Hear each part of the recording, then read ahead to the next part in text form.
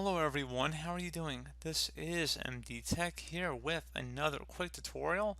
In today's tutorial, I'm going to show you guys how to resolve if you're coming across an issue that says that this net framework is not supported on this operating system, and that this would also say that this setup has detected this computer does not meet the requirements to complete this operation. The following blocked issues must be resolved before you can proceed. So this should hopefully be a pretty straightforward process here, guys, and without further ado, let's go ahead and jump right into it. So pretty much, I'm not even going to really show anything in this video because the answer is pretty straightforward. You may need to update your version of Windows 10 particularly. So you want to make sure you're running the most up-to-date version of Windows. Make sure you check a Windows Update version. Make sure you go through Windows Update, check for updates, see if there's anything to install. And then once your computer's all up to date, that's a potential issue why it's not being supported.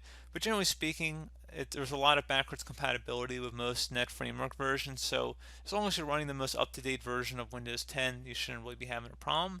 So just want to put that out there, guys. And pretty straightforward tutorial, honestly. You can also go on to Microsoft's website and look up specific net framework versions and see what operating systems they support. There could certainly be a compatibility issue. You just want to make sure you're running an actual version that does support your operating system.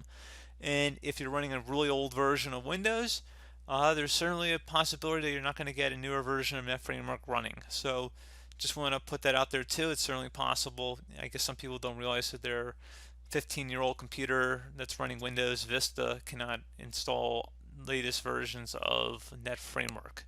But pretty straightforward process, guys. Do hope I was able to help you out, and I do look forward to catching you all in the next tutorial. Goodbye.